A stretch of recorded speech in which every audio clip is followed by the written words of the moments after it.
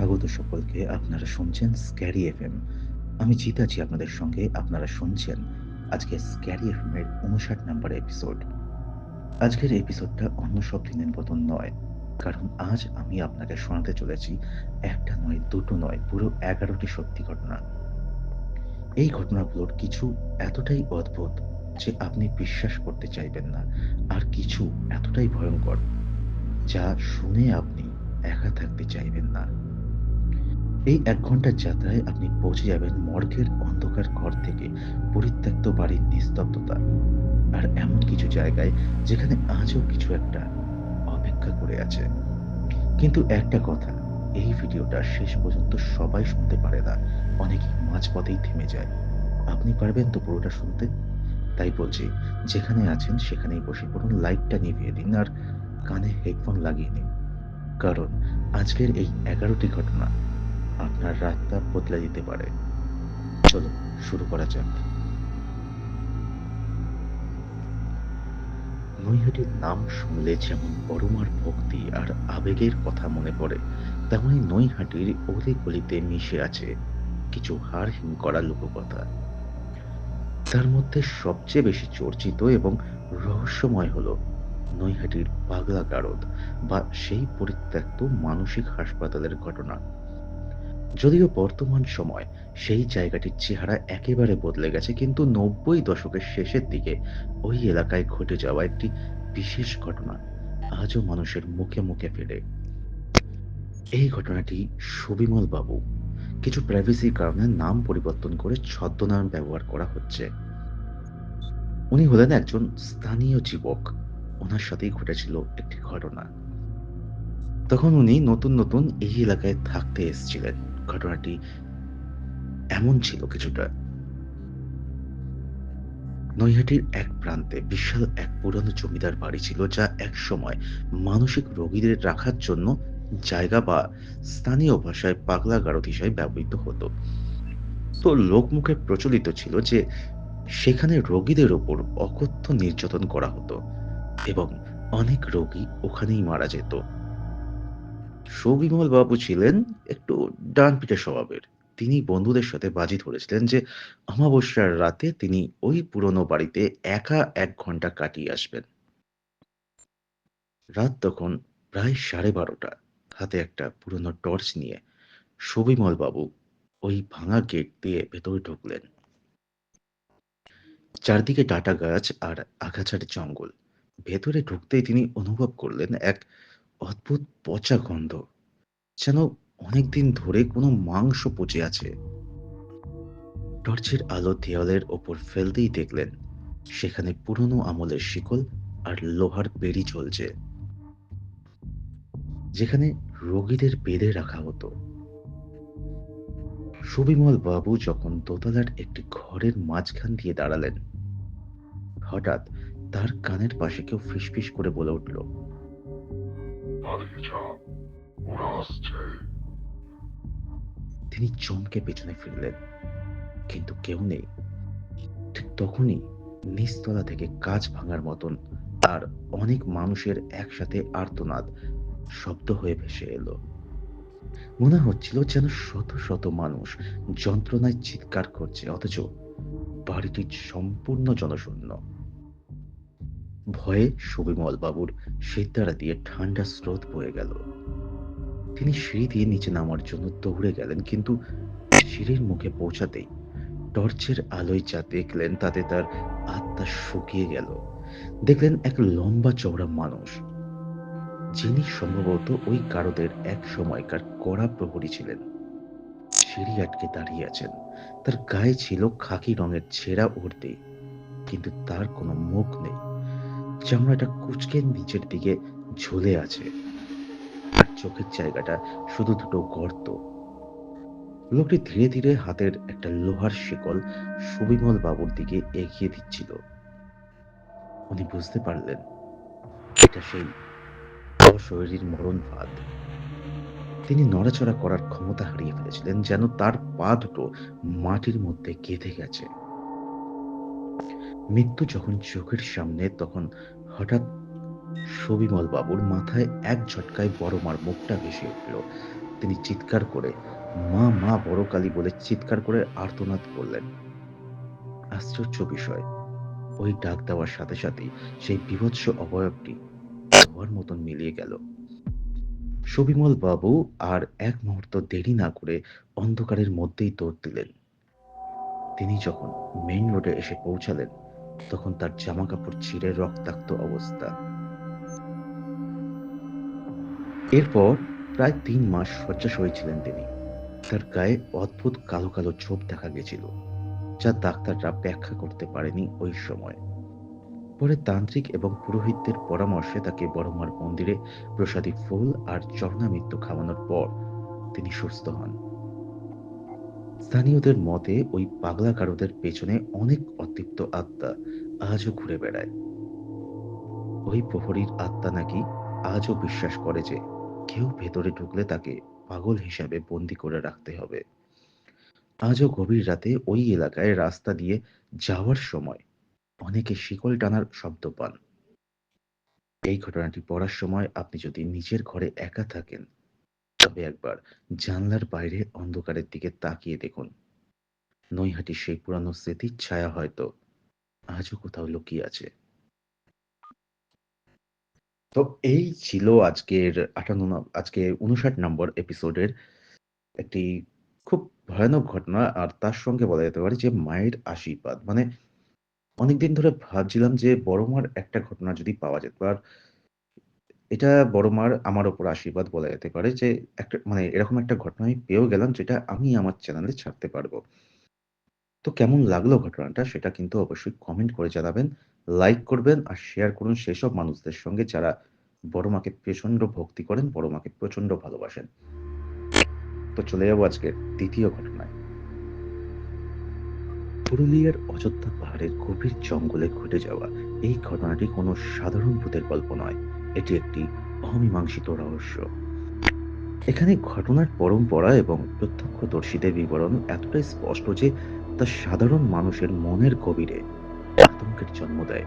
এটি গড়ে উঠেছে অশোক মাহাতো নামক এক স্থানীয় আদিবাসী যুবকের মৃত্যু এবং তার সাথে থাকা ২ বন্ধুর অভিজ্ঞতার উপর ভিত্তি করে। ঘটনাটা শুরু হয়েছিল কিছুটা এরকম ভাবে। আজ থেকে প্রায় ১৫-১৬ বছর আগের কথা। অশোক এবং তার ২ বন্ধু গণেশ ও শম্ভু অযোধ্যা পাহাড়ের গভীরে কাঠ কাটতে এবং ভেষজ উদ্ভিদ সংগ্রহ করতে গিয়েছিল। তারা ওই জঙ্গলের প্রতিটি পাথরের পথ চিনত, তাই ভয় পাওয়ার কোনো কারণ নেই। কিন্তু তারা সেদিন একটি নিষিদ্ধ এলাকায় ঢুকে পড়েছিল, যাকে স্থানীয়রা বলে ডাইনির পাথর বা ডাইনির চত্বর। কি ঘটেছিল সেই বিকেলে? গণেশ ও শম্ভুর দেওয়া বয়ান অনুযায়ী বিকেলের দিকে যখন তারা ফেরার তোড়জোড় করছিল তখন হঠাৎ অশোকের আচরণ বদলে যায়। সে হঠাৎ পাথরের ওপর স্থির হয়ে দাঁড়িয়ে পড়ে এবং জঙ্গলের এক অন্ধকার ঝোপের দিকে তাকিয়ে হাসতে থাকে। গণেশ তাকে ডাকলে অশোক কোনো উত্তর দেয়নি। হঠাৎ অশোক সেই ঝোপের দিকে দৌড়াতে শুরু করে। গণেশ আর শম্ভু তার পিছু নেয়। কিছু দূর যাওয়ার পর তারা দেখে অশোক একটা বিশাল মহুয়া গাছের সামনে হাঁটু গেড়ে বসে আছে। তার সামনে কেউ নেই, কিন্তু অশোক কারোর সাথে বসে কথা বলছে এবং ক্রমাগত নিজের গলায় নিজে নখ দিয়ে আঁচড়াচ্ছে। গণেশ যখন অশোককে ধরতে যায় তখন অশোকের গলার স্বর বদলে এক আদিম গম্ভীর আওয়াজ বেরোতে থাকে। সে চিৎকার করে ওঠে। ও আমাকে নিয়ে যাচ্ছে। এরপরই এক অবিশ্বাস্য ঘটনা ঘটে। অশোকের শরীরটা যেন কোনো এক অদৃশ্য শক্তিতে মাটির সাথে আছাড় খেতে থাকে। গণেশ ও শম্ভু ভয়ে পাথর হয়ে গিয়েছিল, কারণ তারা কাউকেই দেখতে পাচ্ছিল না, অথচ অশোকের শরীরটা বাতাসে ৫ থেকে ৬ ফুট ওপরে উঠে আবার আছাড় খাচ্ছিল। মিনিট পাঁচেকের সেই তাণ্ডবের পর সব শান্ত হয়ে যায়। গণেশ ও শম্ভু দৌড়ে গিয়ে দেখে অশোক মারা গেছে। তার ঘাড়টা অদ্ভুতভাবে মটকে গিয়েছিল এবং তার পুরো শরীরে কোনো আঁচড়ের দাগ ছিল না, কিন্তু রক্তে জামা ভিজে গিয়েছিল, যেন ভেতর থেকে রক্তক্ষরণ হয়েছে। অশোক তো মারা গেল, তাহলে লোকে জানলো কি করে? ওই যে গণেশ আর শম্ভু, তারা সেখান থেকে প্রাণ হাতে নিয়ে গ্রামে ফিরে আসে। গ্রামবাসীরা প্রথমে বিশ্বাস করতে চায়নি, কিন্তু পরদিন সকালে গ্রামের মোড়ল এবং কিছু সাহসী যুবক মিলে যখন সেই জায়গায় পৌঁছায়, তারা অশোকের মৃতদেহটি ঠিক সেই অবস্থায় পায় যা গণেশের বর্ণনা করেছিল। সেখানে সেখানে কোনো ধস্তাধস্তির চিহ্ন ছিল না, কোনো বন্য পশুর পায়ের ছাপও ছিল না, ছিল শুধু অশোকের নিথর দেহ। গ্রামের মানুষের বিশ্বাস অনুযায়ী ওই এলাকাটি ছিল এক অতিরিক্ত শক্তির ডেরা। অশোককে বাজি রেখে বা কোনো কারণে সেই অপশক্তি কবজা করেছিল। এরপর গ্রামের ওঝা এবং স্থানীয় পাহাড়ি মন্দিরের পুরোহিত মিলে সেখানে বিশেষ পুজোর আয়োজন করে। যে মহুয়া গাছের নিচে ঘটনাটি ঘটেছিল সেটিকে পুড়িয়ে ফেলা হয় এবং এলাকাটিকে ব্যান করা হয় বা নিষিদ্ধ ঘোষণা করা হয়। আজও অযোধ্যা পাহাড়ের সেই নির্দিষ্ট গভীর জঙ্গলে পর্যটকদের যেতে নিষেধ করা হয়। স্থানীয় গাইডরা সূর্যাস্তের পর ওই রাস্তায় পা রাখেন না। অনেক ট্রেকাররা দাবি করেন যে গভীর রাতে ওই জঙ্গল থেকে দূরে কোনো মানুষের চিৎকার শোনা যায়, কিন্তু জঙ্গলের ভেতরে গেলে কাউকে পাওয়া যায় না। এটি নিরেট বাস্তব, কারণ এর প্রত্যক্ষদর্শী গণেশ ও শম্ভু আজও সেই গ্রামে বেঁচে আছেন এবং সেই ঘটনার পর থেকে তারা আর কোনোদিন জঙ্গলে পা রাখেননি। তাদের ট্রমা এতটাই গভীর ছিল যে তারা আজও সন্ধ্যার পর ঘরের বাইরে বেরোন না। তো এই ছিল আজকের এপিসোডের দ্বিতীয় ঘটনা। কেমন লাগলো অবশ্যই কিন্তু কমেন্ট করে জানাবেন। আর আজকের প্রত্যেকটা ঘটনা কিন্তু স্পেশাল হতে চলেছে। তো স্কিপ করবেন না, শুনতে থাকুন। তো শুরু করছি আজকের এপিসোডের দ্বিতীয় ঘটনাটি। ঘটনাটা বড়ই অদ্ভুত। পশ্চিমবঙ্গের ইতিহাসের এই ধরনের গণ আত্মহত্যার ঘটনা এবং তার পরবর্তী ভৌতিক পরিণতির কথা উঠলে উত্তর কলকাতার একটি পুরনো বাড়ির কথা উঠে আসে। এটি ৯০ দশকের শেষ দিকে ঘটে যাওয়া একটি সত্যি ঘটনা, যা আজও ওই পাড়ার মানুষের মনে ত্রাস সৃষ্টি করে। এই ঘটনাটি ঘটেছে চ্যাটার্জি পরিবারের সঙ্গে। আচ্ছা, এখানে চ্যাটার্জি পরিবার কিন্তু ছদ্মনাম হিসেবে ব্যবহার করা হলো। তাদের রহস্যময় মৃত্যুকে কেন্দ্র করে কিন্তু ঘটনাটি। একই পরিবারের ৫ জন সদস্য, বাবা মা ও ২ মেয়ে এবং ১ ছেলে, এক অমাবস্যার রাতে একসাথে গলায় দড়ি দিয়ে আত্মহত্যা করেন। সকালে জানালা দিয়ে ঝুলন্ত দেহগুলো দেখে আঁতকে ওঠে। কোনো সুসাইড নোট ছিল না, ছিল শুধু ঘরের মেঝেতে আঁকা কিছু অদ্ভুত চিহ্ন। পুলিশ তদন্ত করে এবং বিশেষ কিছু পায়নি, কিন্তু সেই থেকে বাড়িটি সিল করে দেওয়া হয়। ঘটনার কয়েক বছর পর এলাকার এক যুবক বাজি ধরে সেই তালাবদ্ধ বাড়িতে পেছনের জানলা দিয়ে ঢোকে। তার বন্ধুরা বাইরে দাঁড়িয়েছিল। ভেতরে ঢোকার কিছুক্ষণ পর থেকেই তার চিৎকার শোনা যায়। সে যখন বেরিয়ে আসে, তার সারা শরীরে কামড়ের দাগ ছিল। সে দাবি করেছিল অন্ধকার ঘরের ভেতর থেকে ৫ জোড়া চোখ তাকে দেখছিল এবং ফিসফাস করে বলছিল, আমাদের খাবার শেষ হয়ে গেছে, আমাদের খেতে দে। এর কিছুদিন পর সেই যুবক মানসিক ভারসাম্য হারিয়ে ফেলে এবং নিজের জিভ কামড়ে আত্মহত্যা করে। একজন চোর এর বেশ কিছুকাল পর এক ছিচকে চোর ওই বাড়িতে হানা দেয়। পরদিন সকালে পাড়ার লোক বাড়ির বারান্দার গ্রিলের সাথে সেই চোরকে মৃত অবস্থায় ঝুলতে থাকতে দেখে।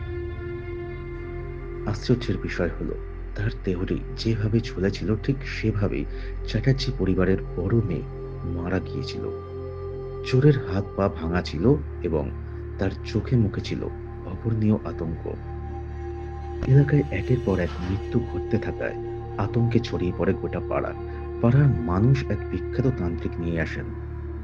তিনি বাড়ির ভেতর ঢুকে দেখেন চ্যাটার্জি পরিবারের যে ঘরের মেঝেতে চিহ্ন এঁকেছিল সেটি ছিল একটি অতৃপ্ত শক্তিকে ডাকার তন্ত্র সাধনা।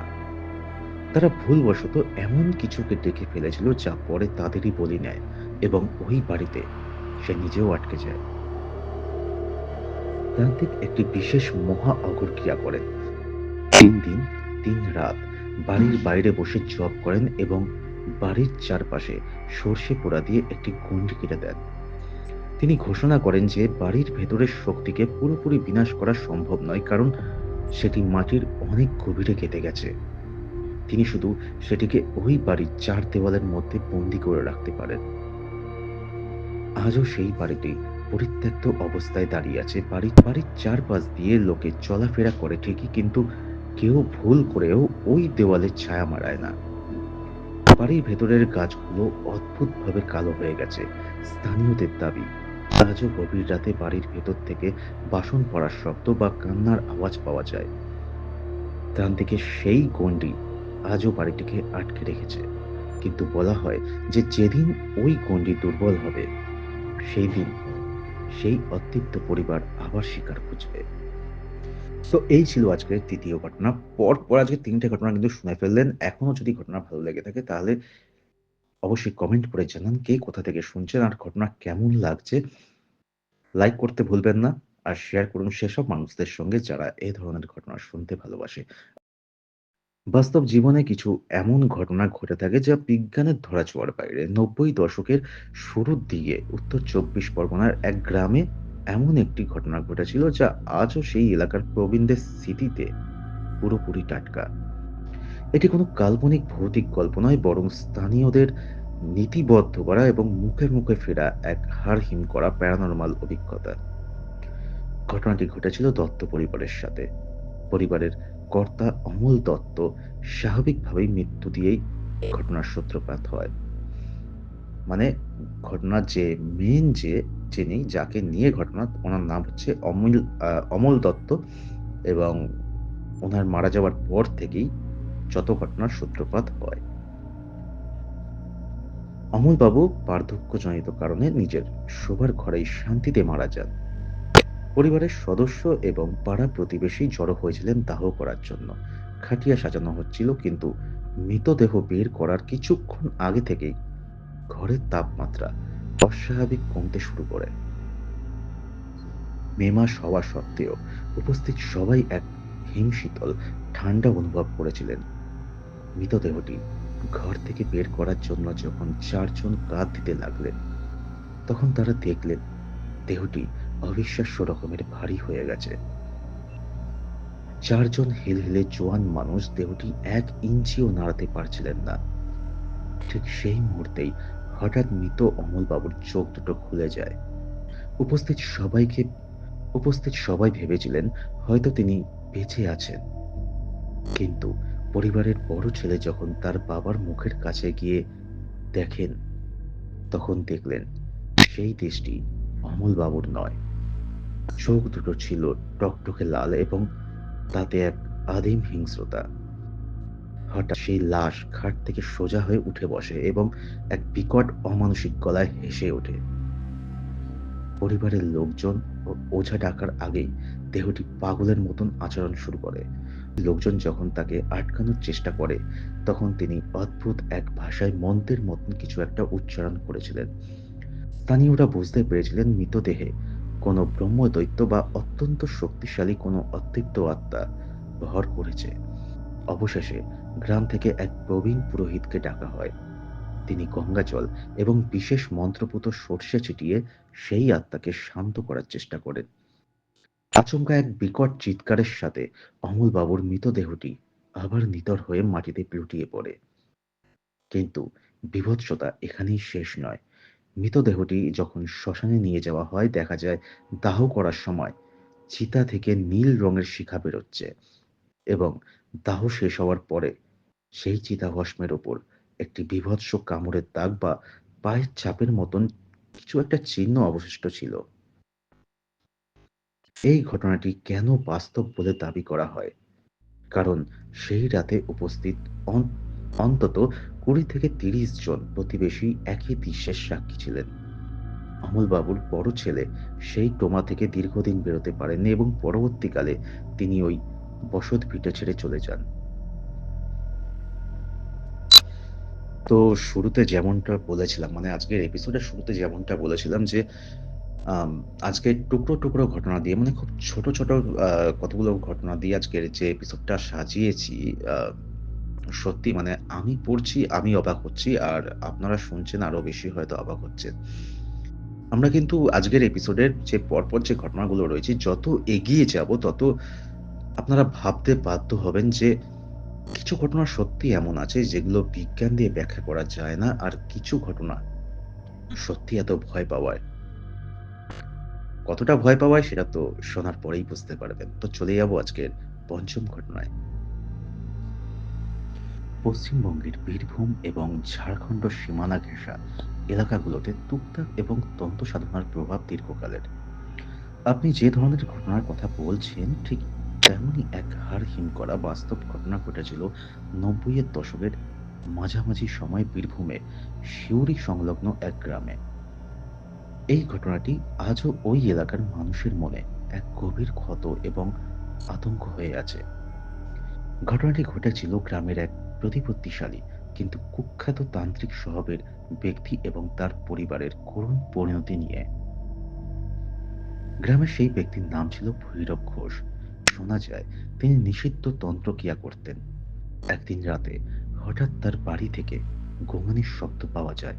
পরদিন সকালে গ্রামবাসীরা গিয়ে দেখেন ভৈরব বাবু এবং তার স্ত্রী ও ছোট ছেলে অত্যন্ত নৃশংসভাবে মারা গিয়েছেন।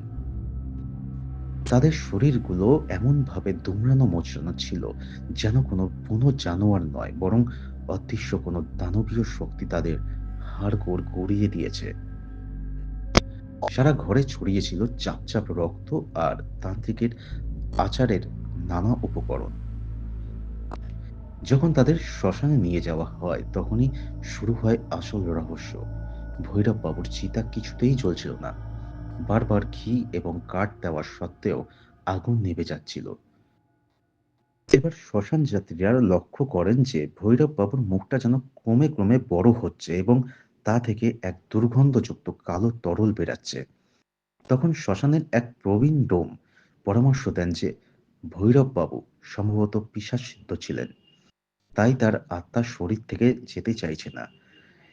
এর প্রতিবিধান হিসাবে একটি বড় ওজনের জ্যান্ত শোল মাছ সংগ্রহ করে আনা হয় এবং তান্ত্রিক মন্ত্র পড়ে মাছটিকে তার মুখে গুঁজে দেয়। লোকবিশ্বাস অনুযায়ী মাছটি যখন ছটফট করতে করতে ভেতরে যায় তখন সেই অশুভ শক্তি মাছের প্রাণের সাথে জড়িয়ে শরীর থেকে বেরিয়ে আসে। এরপরেই আশ্চর্যজনকভাবে চিতাটি দাউ দাউ করে জ্বলে ওঠে। শ্মশান থেকে ফেরার পর গ্রামবাসীরা ভেবেছিলেন শান্তি ফিরে আসবে, কিন্তু আতঙ্ক দ্বিগুণ হয়ে ফিরে এলো। বাবু সেই সিল করা বাড়ি থেকে মাঝরাতে থালা বাসন পড়ার শব্দ শোনা যেত। শুধু তাই নয়, গভীর গভীর রাতে গ্রামের নীরবতা ভেঙে আসতো সেই পরিচিত ধ্বনি, বলো হরি, হরি বল, বলো হরি, হরি বল। ঠিক যেভাবে শ্মশানে দেহ নিয়ে যাওয়ার সময় ধ্বনি দেওয়া হয়, অথচ রাস্তায় কোনো মানুষ থাকতো না। প্রতিবেশীরা তাদের জানলার বাইরে এক দীর্ঘকায় কালো ছায়াকে ঘুরে বেড়াতে দেখতেন। ভৈরব বাবুর সেই বড় ছেলের গলার স্বর অবিকল শোনা যেত। অবস্থা বেগতিক দেখে তারাপীঠ থেকে এক সিদ্ধ সাধককে নিয়ে আসা হয়।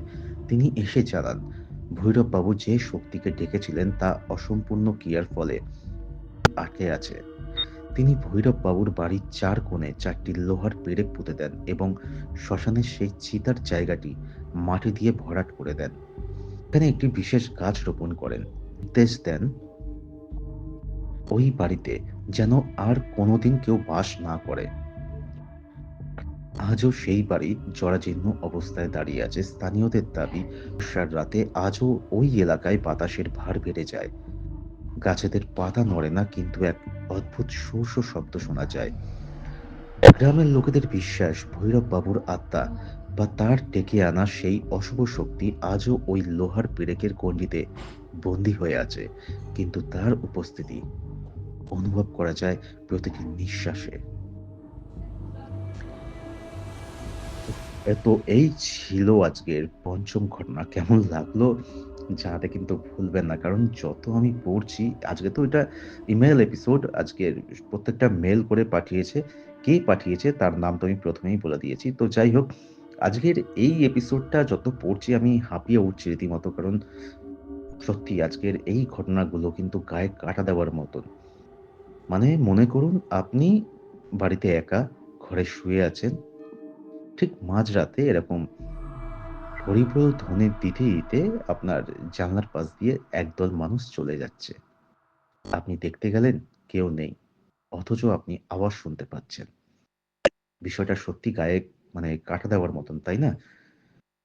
তো যাই হোক, আজকে চলে যাবো এর পরের ঘটনায়। বললাম back to back horror story আজকে। তো চলে যাচ্ছে আজকে পরের ঘটনা। ঘটনা কিন্তু আরো ভয়ংকর। আজকের পরের যে ঘটনাটি আছে সেটি একটি মেছো ভূতকে ঘিরে। মেছো ভূত বা জলপিশাচও বলতে পারেন। তো বেশি কথা বাড়াবো না, চলে যাবো পরের ঘটনায়। ঘটনা যাওয়ার আগে আরেকবার মনে করাবো, যদি আপনার কাছেও এরকম কোনো অদ্ভুত ঘটনা থেকে থাকে বা আপনার শোনা কোনো সেরা ভৌতিক ঘটনা থেকে থাকে, তাহলে অবশ্যই কিন্তু আমাদের লিখে পাঠান। হোয়াটসঅ্যাপ নাম্বার ডেসক্রিপশনে দেওয়া আছে, সেখানে মেইল আইডিও দেওয়া আছে। আপনাদের পছন্দ মতন একটা অপশন চুজ করে নিন এবং বাংলায় লিখে পাঠান বা ভয়েস মেইল করুন বা মুখে বলে হোয়াটসঅ্যাপ করুন। তো চলে যাচ্ছি আজকে পরবর্তী ঘটনায়। মেছো ভূত বা জলপিশাচের গল্প নিয়ে গ্রাম বাংলায় নতুন নয়।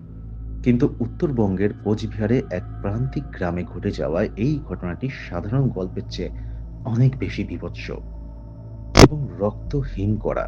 এই ঘটনার কেন্দ্রবিন্দুতে ছিল একটি অভিশপ্ত বিল বা জলাশয়, যা স্থানীয়দের কাছে রক্তমুখী বলে নামে পরিচিত। আজ থেকে প্রায় ৩০-৩৫ বছর আগে ঘটে যাওয়া এই ঘটনাটা আজও ওই গ্রামের মানুষের কাছে এক জীবন্ত বিভীষিকা। ঘটনার শুরু হয় হারু নামক এক জেলের মাধ্যমে। হারু ছিল অত্যন্ত সাহসী এবং মাছ ধরার নেশায় সে একা একাই রাতের বেলায় বিলের ধারে চলে যেত। একদিন রাতে হারু এক বিশাল মাপের শোল মাছ ধরে বাড়ি ফেরে। কিন্তু বাড়ি ফেরার পথেই সে এক অদ্ভুত পরিস্থিতির সম্মুখীন হয়। সে অনুভব করে কেউ তার পেছন পেছন আসছে এবং বাতাসে পচা আষ্টে গন্ধ ছড়িয়ে পড়েছে। বাড়ি ফেরার পর হারু হঠাৎ অদ্ভুত আচরণ শুরু করে। সে জ্যান্ত মাছ কাঁচা চিবিয়ে খেতে থাকে এবং তার চোখ দুটো মাছের চোখের মতন স্থির ও সাদাটে হয়ে যায়। কয়েক ঘন্টার মধ্যেই হারুর শরীর থেকে আষ্টে গন্ধ বেরোতে শুরু করে। সে বীভৎস যন্ত্রণায় ছটফট করতে করতে মারা যায়। মৃত্যুর সময় তার পুরো শরীরটা মাছের মতন পিচ্ছিল হয়ে গেছিল। হারুর মৃত্যুর পর আতঙ্ক শেষ হয়নি, বরং শুরু হয়। হারুকে শ্মশানে নিয়ে যাওয়ার পথে যারা ছিল তাদের উপর শুরু হয় আক্রমণ। শুধু মেছো ভূত নয়, বিলের সেই জল পিশাচ আরো কিছু অশুভ মারাত্মক শক্তিকে জাগ্রত করে ফেলে, যাদের স্থানীয়রা শাকচুন্নি বা নিশীথ দল বলে। পরবর্তীতে ৩ মাস সেই গ্রামে এক নরক নেমে আসে। মাঝরাতে গ্রামের পুকুরগুলো থেকে জলের ছলাৎ ছলাৎ করে শব্দ হতো। ঘরের দরজায় কেউ চেনা গলায় মাছ চাইতো, আর দরজা খুললেই দেখা যেত এক বীভৎস দীর্ঘকায় অবয়ব দাঁড়িয়ে আছে, যার মুখ নেই, শুধু একটা হা করা গর্ত। গ্রামের বেশ কয়েকজন শিশু এবং গবাদি পশু রহস্যজনকভাবে পুকুরের ধারে মৃত অবস্থায় পাওয়া যেত, যাদের শরীরে সমস্ত রক্ত শুষে নেওয়া হয়েছিল। গ্রামের এরকম চরম অবস্থায় পৌঁছালে আসাম থেকে এক বৃদ্ধ তান্ত্রিককে নিয়ে আসা হয়। তিনি এসে জানান, হারু যে মাছটি ধরেছিল সেটি কোনো সাধারণ মাছ ছিল না, সেটি ছিল ওই বিলের জলপিশাচের বাহন। সেই অপশক্তি এখন পুরো গ্রামকে গ্রাস করতে চায়। তান্ত্রিক বললেন, এই শক্তিকে শান্ত করতে হলে কোনো এক শুদ্ধ আত্মা বা মানুষের স্বেচ্ছায় জীবন উৎসর্গ করা ছাড়া আর কোনো উপায় নেই। গ্রামের এক নিঃসন্তান বৃদ্ধ, যিনি নিজেই একজন তান্ত্রিক সাধক ছিলেন, তিনি গ্রামের মানুষকে বাঁচাতে নিজের জীবন উৎসর্গ করার সিদ্ধান্ত নেয়। বিলের ধারে এক বিশাল যজ্ঞের আয়োজন করা হয়। তান্ত্রিক যখন মন্ত্র পাঠ করেছিলেন তখন চারপাশের জলাশয় থেকে এক অমানসিক আর্তনাদ শোনা যাচ্ছিল। সেই সেই বৃদ্ধ সাধক যজ্ঞের আগুনের সামনে বসে প্রাণায়াম করতে করতে নিজের প্রাণ ত্যাগ করেন। ঠিক সেই মুহূর্তে বিলের জল টগবগ করে ফুটতে শুরু করে এবং এক বিশাল কালো ছায়া বিলের মাঝখানে তলিয়ে যায়। সেই ঘটনার পর থেকে রক্তমুখী বিলের চারপাশে এক অদ্ভুত নীরবতা বিরাজ করে। গ্রামের মানুষ আজও সেই বিলের মাছ খায় না। সূর্যাস্তের পর ওই বিলের ধারে যাওয়া কঠোরভাবে নিষিদ্ধ। স্থানীয়দের দাবি, আজও মাঝরাতে ওই বিলের ওপর দিয়ে এক বৃদ্ধের ছায়া ঘুরে বেড়াতে দেখা যায়, যিনি সম্ভবত আজও পাহারায় আছেন, যাতে সেই জলপিশাচ আর ফিরে না আসে। বাতাস আজও সেখানে ভারী হয়ে থাকে, বিশেষ করে বর্ষাকালে যখন আষ্টের গন্ধটা আবার তীব্র হয়। তো এই ছিল আজকের এই ঘটনাটা, মানে ৬ নম্বর ঘটনা পড়ছিলাম আমি। বহুদিন পর এরকম একটা গ্রাম বাংলার ঘটনা পেয়েছিলাম আর সেটিকে খুব ধৈর্য ধরে পড়লাম। আমি প্রত্যেকটা ঘটনা খুব ধৈর্য ধরেই পড়ছি। কারণ যতগুলো পড়ছি আমার সত্যি কথা ভয় কার লাগবে জানি না। তবে ভালো লাগবে অবশ্যই। আমার নিজেরও পড়তে ভালো লাগছে। আর বিশেষ করে কয়েকটা ঘটনা এমন আছে যেগুলো ১ম বার যখন আমি পড়েছিলাম তখন কিন্তু গায়ে কাঁটা দিয়েছিল। আপনারাও শুনুন। আশা করি আপনাদেরও ভালো লাগবে আর তার থেকে বেশি ভয় করবে। তো চলে যাবো আজকের ৭ম ঘটনায়। পশ্চিমবঙ্গের সীমান্ত ঘেঁষা জেলাগুলিতে, বিশেষ করে নদীয়ার কোনো প্রত্যন্ত গ্রামে মাথা কাটা, স্কন্ধ কাটা ভূতের দলবদ্ধ ভ্রমণের কাহিনী লোকমুখে খুব প্রচলিত। আপনি যে খোল করতাল বাজিয়ে ঘোরার কথা বলছেন, একে স্থানীয় ভাষায় অনেক সময় ভূতের কীর্তন বা অশরীরী সংকীর্তন বলা হয়। আচ্ছা, এখানে বলে রাখি, যিনি ঘটনা পাঠিয়েছিলেন উনাকে আমি অ্যাকচুয়াল দায়িত্ব দিয়েছিলাম যে বেশ ভালো কিছু ঘটনা নিয়ে আসতে। তারই মধ্যে নদীয়ার একটি ঘটনা যেখানে কিনা কিছু মাথা কাটা বা স্কন্ধ কাটা যাই বলুন না কেন, এরকম কিছু দল তারা সংকীর্তন করতে রাতের বেলা ঘুরে বেড়াতো। তা কি হয়েছিল সেই সময় একটুখানি ঘটনাটা শুনুন। আশা করি এই ঘটনাটা আগের গুলোর থেকে বেশি ভয়ের হতে চলেছে। তো ঘটনায় ফেরা যাক। এই হাড়হিম করা ঘটনাটি ঘটেছিল ৯০ এর দশকের মাঝামাঝি সময় নদিয়ার একটি গ্রাম গোপালপুর এলাকায়। এই ঘটনার একমাত্র জীবিত প্রত্যক্ষদর্শী হলেন বিমল কাকা, বর্তমানে অতি বৃদ্ধ, যার বয়ান থেকেই পুরো ঘটনাটি বিস্তারিত জানা যায়। ঘটনার মূলে ছিল গ্রামের এক যুবক, তার নাম ছিল সনাতন। সে ছিল একটু নাস্তিক আর অবাধ্য স্বভাবের। এক রাতে বন্ধুদের সাথে বাজি ধরে সে গ্রামের পুরনো শ্মশানের কাছে থাকা এক প্রাচীন অশ্বত্থ গাছের নিচে প্রস্রাব করে দেয় এবং গাছটিকে লাথি মারে। প্রবীণরা বলতেন ওই গাছে ব্রহ্মদৈত্য এবং স্কন্ধ কাটাদের বাস। সনাতনের এই ধৃষ্টতা যেন এক ঘুমন্ত মরণকে জাগিয়ে তুলেছিল। মাঝরাতে হঠাৎ করেই নীরবতা ভেঙে খোল আর করতালের শব্দ শোনা যেতে থাকে। সাধারণত কীর্তনের শব্দে ভক্তি আসে, কিন্তু এই শব্দে গ্রামবাসীর রক্ত হিম হয়ে যাচ্ছিল। শব্দটা ছিল খুব কর্কশ এবং তালের কোনো ঠিক ছিল না। বিমল কাকা তখন জোয়ান ছেলে। তিনি কৌতূহলী হয়ে জানলার দিকে একবার বাইরে তাকিয়েছিলেন। বিমল কাকার বয়ান অনুযায়ী, আমি দেখলাম রাস্তার ওপর দিয়ে একটা সারি যাচ্ছে, ধুতি পরা ৫-৬ জন মানুষ, কিন্তু তাদের কারো ঘাড়ের ওপর মাথা নেই। কাটা ঘাড় দিয়ে রক্ত নয়, বরং এক ধরনের কালো পিচ্ছিল রস গড়িয়ে পড়ছিল। তাদের হাতে খোল আর করতাল। তারা যখন করতাল বাজাচ্ছিল সেই আওয়াজে মনে হচ্ছিল কান ফেটে যাবে। সব থেকে ভয়ানক ছিল তাদের চলার ধরন। তারা মাটির ওপর দিয়ে হাঁটছিল না, বরং কয়েক ইঞ্চি ওপর দিয়ে ভেসে যাচ্ছিল। সেই রাতেই সনাতন নিখোঁজ হয়ে যায়। পরদিন সকালে তাকে পাওয়া যায় গ্রামের সেই পুরানো বটগাছের ডালে। তার পা দুটো ওপরের দিকে আর মাথাটা নিচের দিকে ঝোলানো ছিল। তার শরীরের সব রক্ত যেন কেউ শুষে নিয়েছিল। বিমল কাকাও সেই রাতের মৃত্যুর হাত থেকে অল্পের জন্য বেঁচে ফিরেছেন। তিনি যখন জানলা দিয়ে দেখছিলেন, তখন সেই মাথা কাটা দলের একজন হঠাৎ তার জানলার দিকে ঘুরে দাঁড়ায়। বিমল কাকা জানতেন যে মাথা কাটা ভূত দেখতে পায় না, কিন্তু গন্ধ শোকে। তিনি সাথে সাথে শ্বাস বন্ধ করে মেঝের ওপর শুয়ে পড়েছিলেন। তিনি অনুভব করেছিলেন যে জানলার বাইরে সেই বীভৎস আষ্টে গন্ধ আর খিলখিল করে হাসির শব্দ। কয়েক মিনিট পর সেই খোল করতালের আওয়াজ দূরে মিলিয়ে যায়। এরপর টানা ১ মাস গ্রামবাসীরা সূর্যাস্তের পর ঘর থেকে বেরোনো বন্ধ করে দিয়েছিল। গরু বাছুর রহস্যজনকভাবে মরতে শুরু করে। শেষে নবদ্বীপ থেকে এক সিদ্ধ বৈষ্ণব সাধককে আনা হয়।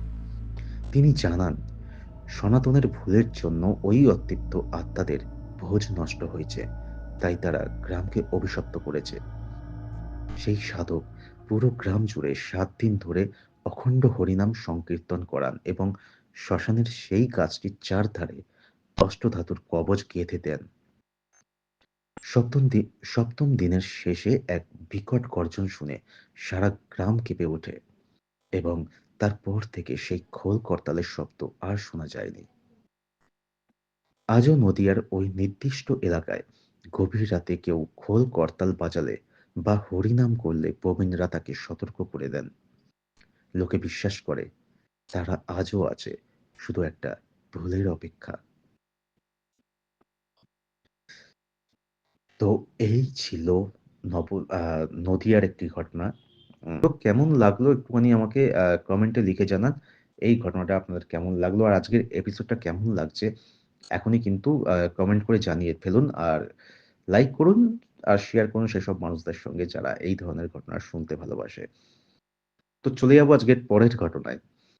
পরের ঘটনায় যাওয়ার আগে একবার বলব, নতুন যারা আছেন তারা কিন্তু অবশ্যই সাবস্ক্রাইব করে ফেলুন। কারণ বহু কষ্ট করে কিন্তু এরকম ঘটনা কালেকশন করতে হয়। এবার যারা পাঠায় তো তারা পাঠায়। আপনিও চাইলে পাঠাতে পারেন। ডেসক্রিপশনে WhatsApp নাম্বার দেওয়া আছে, মেইল আইডি দেওয়া আছে। সেখানে গিয়ে কিন্তু আপনারা আপনাদের জীবনের এরকম যদি কোনো অলৌকিক অভিজ্ঞতা থাকে বা আপনাদের শোনা কোনো সেরা ভৌতিক ঘটনা আমাদের সঙ্গে শেয়ার করতে পারেন। তো চলে যাচ্ছি আজকের পরবর্তী ঘটনায়। মুর্শিদাবাদ এবং মালদহ সীমান্ত এলাকাগুলোতে এই ধরনের মারিচ জিন সংক্রান্ত কিছু হাড়হিম করা লোককথার প্রচলিত আছে। আপনি যে ঘটনার কথা শুনতে চেয়েছেন সেটি ৯০-এর দশকের শুরুর দিকে মুর্শিদাবাদের এক সীমান্তবর্তী গ্রামে ঘটেছিল। এই ঘটনাটি আজও ওই অঞ্চলের প্রবীণ মানুষের কাছে এক বিভীষিকা।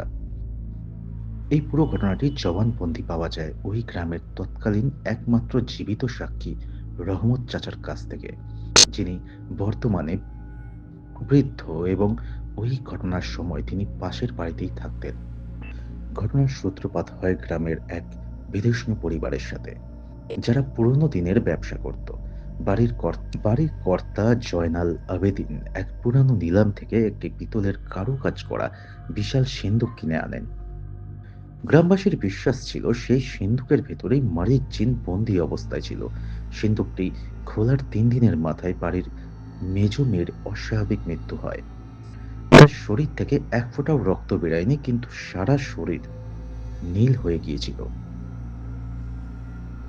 এরপর শুরু হয় এক বীভৎস লীলা। মাত্র 15 দিনের মাত্র 15 দিনের ব্যবধানে ওই পরিবারে একে একে 11 জন সদস্য মারা যান। রহমত চাচার বয়ান অনুযায়ী পরিবারের প্রতিটি সদস্য ঘুমের মধ্যে বা ঘরের কোনো এমন অবস্থায় মারা যেতেন যেন কেউ তাদের ঘাড় মটকে দিয়েছে। জয়নাল আবেদিনকে যখন পাওয়া যায় তখন তার দেহটি বাড়ির ছাদের ওপর এমনভাবে ঝুলেছিল যা মানুষের পক্ষে করা সম্ভব নয়। পরিবারের কুমারী মেয়েদের ওপর সেই জিনের বিশেষ নজর ছিল। তাদের ঘর থেকে মাঝরাতে কান্নার আওয়াজ পাওয়া যেত, কিন্তু বাইরে থেকে দরজা খোলার কোনো উপায় ছিল না। পুরো গ্রাম যখন আতঙ্কে ঘরছাড়া হতে শুরু করে পুরো গ্রাম যখন পুরো গ্রাম যখন আতঙ্কে ঘরছাড়া হতে শুরু করে তখন পার্শ্ববর্তী গ্রাম থেকে এক প্রবীণ মৌলভী সাহেব, হযরত মৌলানা, তাকে নিয়ে আসা হয়। তিনি এসে ঘোষণা করেন এটি সাধারণ কোনো ভূত নয়, এটি একটি মারিচ জিন, যা বহুকাল ধরে অভিশপ্ত ছিল এবং এখন সে মানুষের রক্ত ও আত্মা নিয়ে নিজেকে শক্তিশালী করছে। মৌলভী সাহেব একটানা 3 দিন 3 রাত সেই বাড়ির সামনে বসে কোরআন পাঠ এবং বিশেষ দোয়া করেন। রহমত চাচা দেখেছিলেন সেই 3 রাতে সেই 3 রাতে বাড়ির ভেতরে সব আলো নিভে গিয়েছিল এবং এক বিশাল কালো ছায়া দেওয়ালের ওপর দিয়ে লাফালাফি করছিল। 3য় দিন ভোরে এক বিকট আর্তনাদে পুরো গ্রাম কেঁপে ওঠে। সেই লড়াইয়ের পর জিনটি এলাকা ছেড়ে চলে যায়, কিন্তু মৌলভী সাহেব রক্ষা পাননি। যজ্ঞ বা দেয়া শে যজ্ঞ বা দোয়া শেষ করে কয়েক ঘন্টা পরেই মৌলভী সাহেব রক্তবমি করতে শুরু করেন। মৃত্যুর আগে তিনি শুধু বলে গিয়েছিলেন, ওকে বন্দি করতে পারিনি, শুধু তাড়িয়ে দিয়েছি। ও আবারও ফিরবে। সেই রাতেই মৌলভী সাহেব ইন্তেকাল করেন। রহমত চাচা আজও সেই বাড়ির দিকে তাকালে শিউরে ওঠেন। তার মতে ওই বাড়িতে আজও কেউ বসবাস করতে পারে না। প্রতি বছর একটি নির্দিষ্ট সময় গ্রামের মানুষ ওই বাড়ির ভেতর থেকে ভারী ভারী কিছু টানার শব্দ পায়। আজও গ্রামের মানুষ বিশ্বাস করে সেই জিনটি আজও আশেপাশে কোথাও লুকিয়ে আছে এবং সুযোগ পেলেই তার সেই 11 জনের সংখ্যাটি আবারও পূরণ করতে ফিরে আসবে। তো এই ছিল ঘটনা। কেমন লাগলো অবশ্যই কিন্তু কমেন্ট বক্সে লিখবেন। মানে আমিও ভুলে যাচ্ছি। মানে সত্যি কথা বলতে আজকে পরপর এত অদ্ভুত ঘটনা পড়ে ফেলেছি যে আমি শব্দহীন। আজকের পরবর্তী ঘটনায় যাওয়ার আগে আবার প্রত্যেকবারের মতো আরেকবার রিকোয়েস্ট করব। এখনো পর্যন্ত যারা সাবস্ক্রাইব করোনি তারা অবশ্যই সাবস্ক্রাইব করে দাও। এগিয়ে যাব পরবর্তী ঘটনায়। আর যদি ভালো লেগে থাকে তাহলে লাইক করো, কমেন্ট করো। একটু সমস্যা হচ্ছে পড়তে, কারণ এতগুলো ঘটনা আর এত অদ্ভুতভাবে মানে এত ইনসিডেন্ট হয়েছে। এটা আমি ১ম বার করছি। এরকম আমার এপিসোডে এর আগে হয়নি যে back to back horror story. তো কেমন লাগছে অবশ্যই কিন্তু কমেন্ট করো। পশ্চিমবঙ্গের জলপাইগুড়ি এবং আলিপুরদুয়ার সংলগ্ন ডুয়ার্সের চা বাগান এলাকায় এই ধরনের হাড়হিম করা লোককথা বা নগর পুরাণ আজও কান পাতলে শোনা যায়।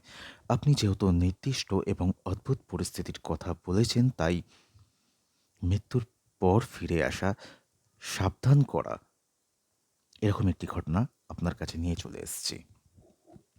তার ঘটনাটা ৯০ দশকের শেষের দিকে কালচিনি নামক একটি জায়গায়, যেখানে চা বাগান এলাকার শ্রমিক বস্তিতে ঘটা একটি ঘটনা শোনা যায়। এই ঘটনাটা এলাকার মানুষের কাছে কামাসুর বা অতৃপ্ত যক্ষিণীর অভিশাপ নামে পরিচিত। এর বিবরণ পাওয়া যায় সেই ৫ জন যুবকের একজনের জবানবন্দি থেকে, যার নাম ছিল বিজন, যিনি বর্তমানে মৃত। তবে তার ডায়েরি ও পরিবারের মাধ্যমে এই অবিশ্বাস্য ঘটনার বিস্তারিত জানাজানি হয়। সেই মারাত্মক ভুল ঘটনার সূত্রপাত ঘটে মনোহর নামক এক মাঝবয়সী চা শ্রমিকের মাধ্যমে। মনোহর ছিল বড্ড একগুঁয়ে। একদিন অমাবস্যার রাতে জঙ্গলের এক পরিত্যক্ত ঝর্ণার কাছে কাঠ সংগ্রহ করতে গিয়ে সে এমন কিছু দেখে ফেলে যা মানুষের দেখার কথা নয়। লোককথা অনুযায়ী সেখানে এক অপদেবতা এবং এক অপদেবী তাদের সহস্র বছরের সাধনার অংশ হিসাবে আদিম যৌন লীলার বন্ধ ছিল। মনোহরের গায়ে গন্ধে বা তার অসতর্ক চলাফেরার শব্দে সেই লীলা খণ্ডিত হয়। ক্ষিপ্ত হয়ে সেই অপশক্তি মনোহরকে সেখানেই এক অদৃশ্য আঘাত আনে। পরদিন সকালেই জঙ্গলের ধারে মনোহরের নিধর দেহ পাওয়া যায়। গ্রামের মানুষ ভেবেছিল কোনো বন্য পশুর আক্রমণ, কিন্তু আসল আতঙ্ক শুরু হয় তার পরদিন থেকে। নারীদের ওপর অত্যাচার গ্রামের কুমারী মেয়েরা অভিযোগ করতে শুরু করে যে মাঝরাতে তাদের ঘরে এমন এক পুরুষ প্রবেশ করে যাকে চোখে দেখা যায় না, শুধু তার অমানসিক স্পর্শ অনুভব করা যায়। সেই অপদেবতা জবরদস্তি করে তাদের উপর লালসা চরিতার্থ করত, যার ফলে মেয়েরা গুরুতর অসুস্থ হয়ে পড়তে শুরু করে। অন্যদিকে গ্রামের যুবক পুরুষরা এক মোহময়ী নারীর ডাক শুনতে পেত, যারা সেই ডাকে সাড়া দিত আর জঙ্গলে যেত। তাদের দেহ পরদিন পাওয়া যেত এক রক্তশূন্য অবস্থায়, যেন শরীর থেকে কেউ প্রাণ শক্তি সম্পূর্ণ শুষে নিয়েছে। সেই কাল রাত মনোহর মারা যাওয়ার ঠিক একদিন পর দাহ করার আগে তার দেহটি উধাও হয়ে যায়।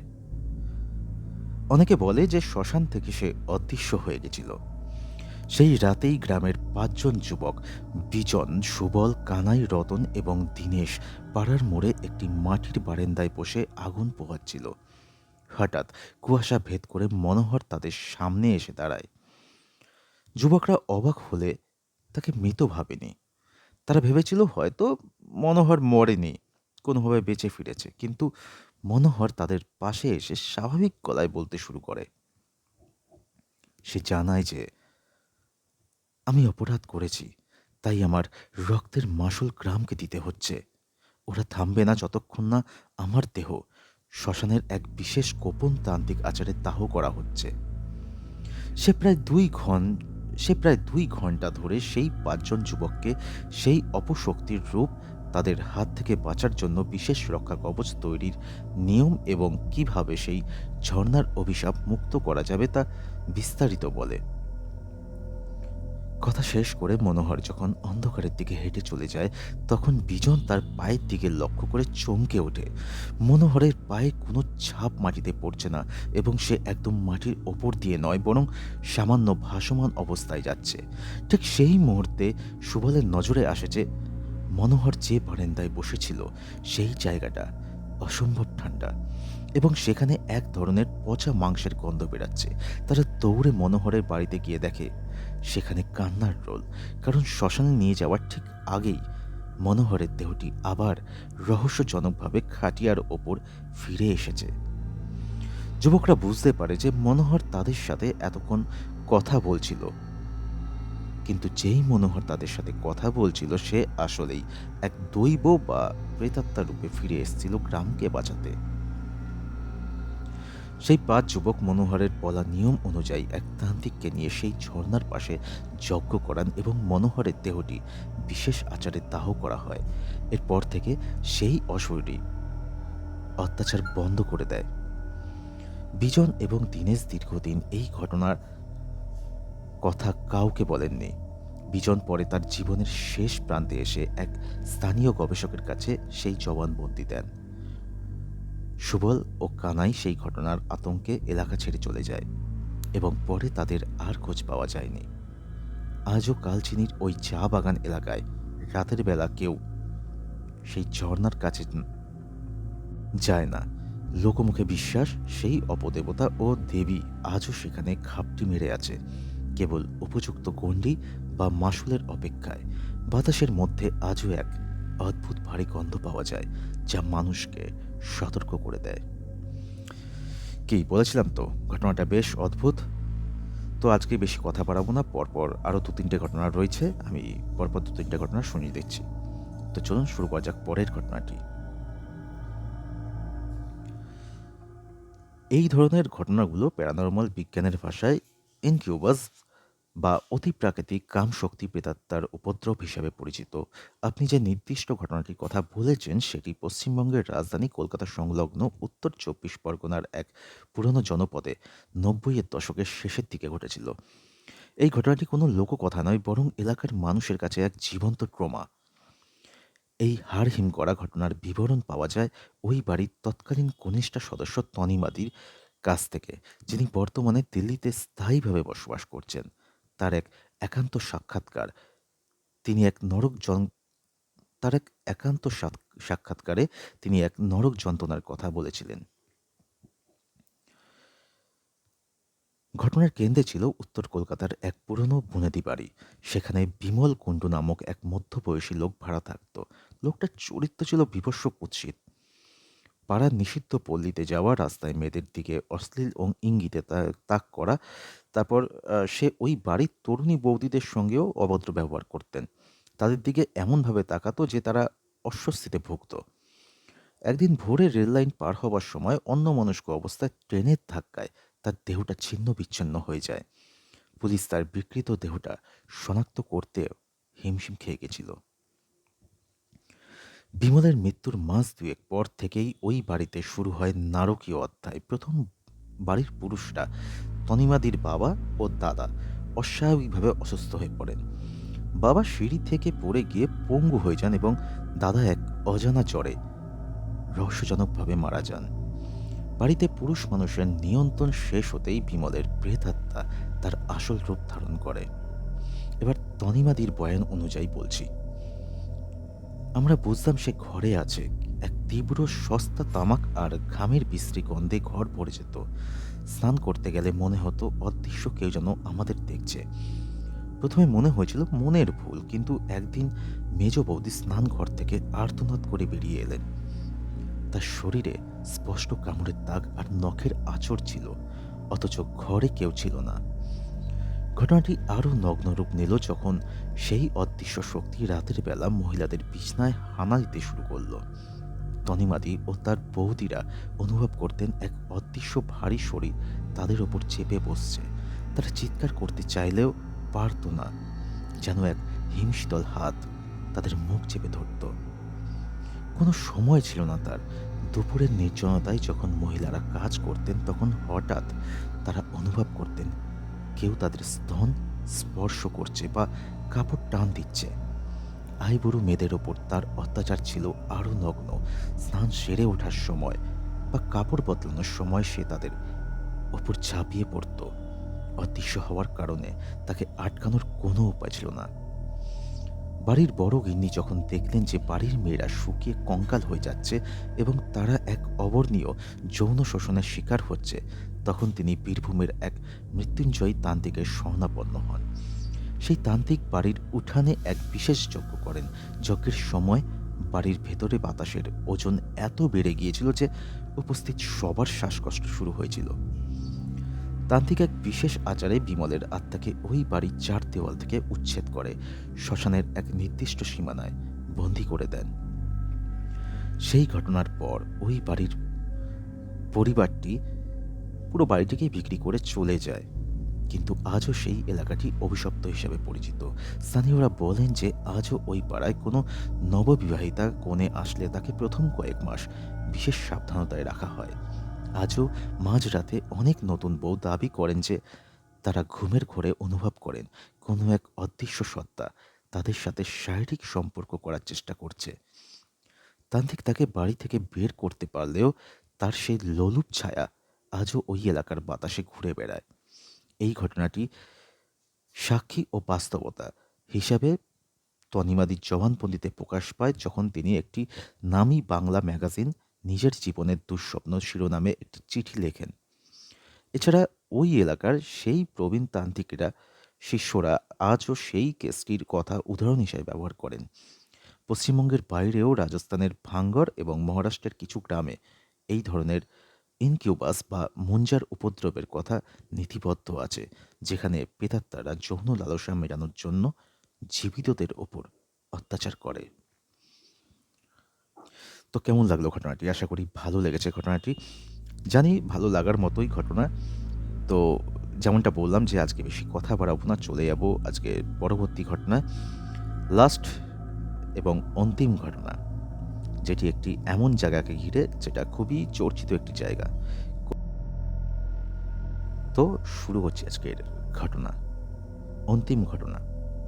তো ঘটনা শুরু করার আগে একবার বলতে চাইবো, যদি ঘটনা এখনও পর্যন্ত ভালো লাগে তাহলে কমেন্ট করে জানিয়ে দিন ঘটনা কেমন লাগছে। ভালো লাগলে লাইক করুন আর শেয়ার করুন সেই সব মানুষদের সঙ্গে যারা এই ধরনের ঘটনা শুনতে ভালোবাসে। তো শুরু হচ্ছে আজকে 59 নম্বর এপিসোডের অন্তিম ঘটনাটি।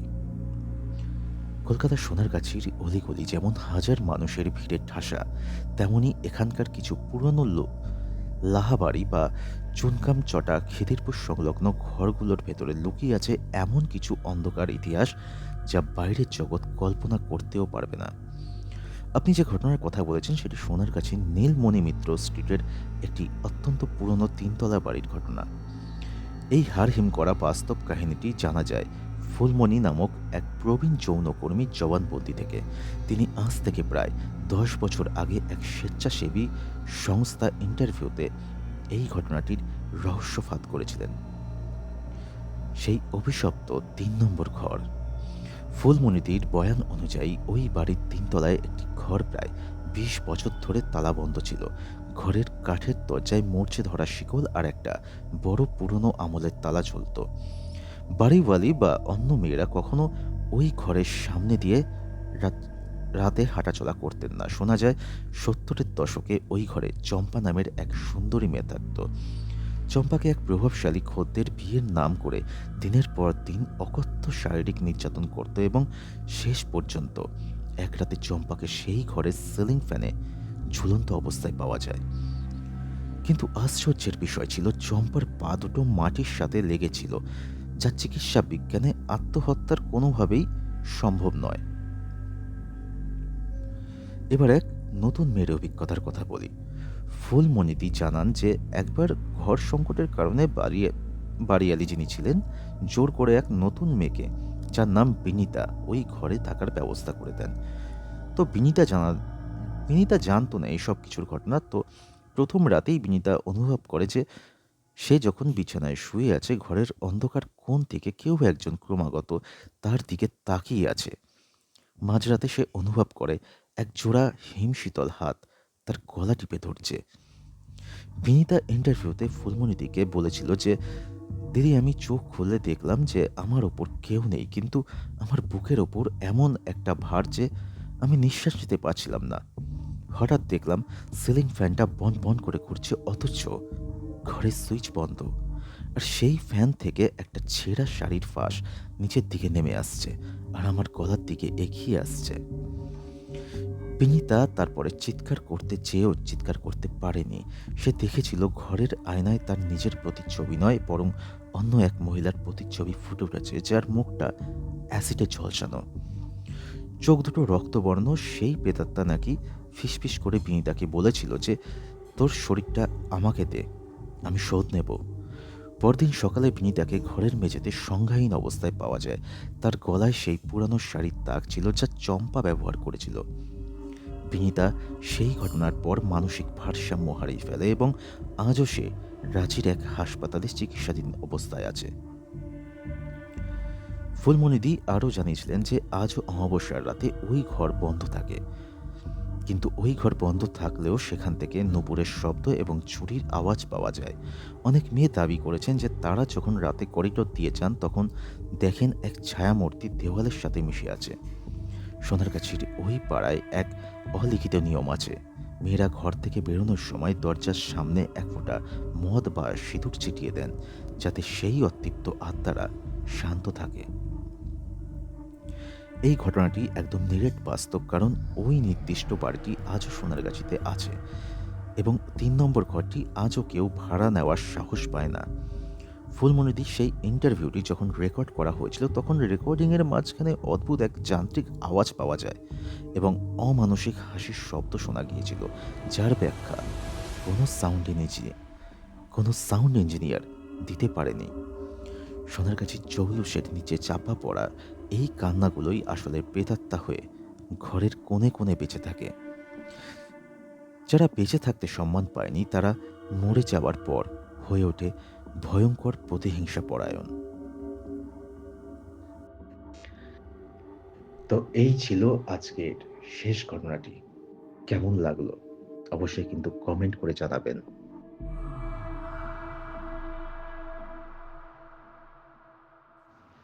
তো আজকের এই 11টি ঘটনা এখানেই শেষ, কিন্তু একটা প্রশ্ন থেকেই যায়, এই ঘটনাগুলো কি শুধুই গল্প, নাকি সত্যিই আমাদের চারপাশে এমন কিছু আছে যাকে আমরা দেখতে পাই না?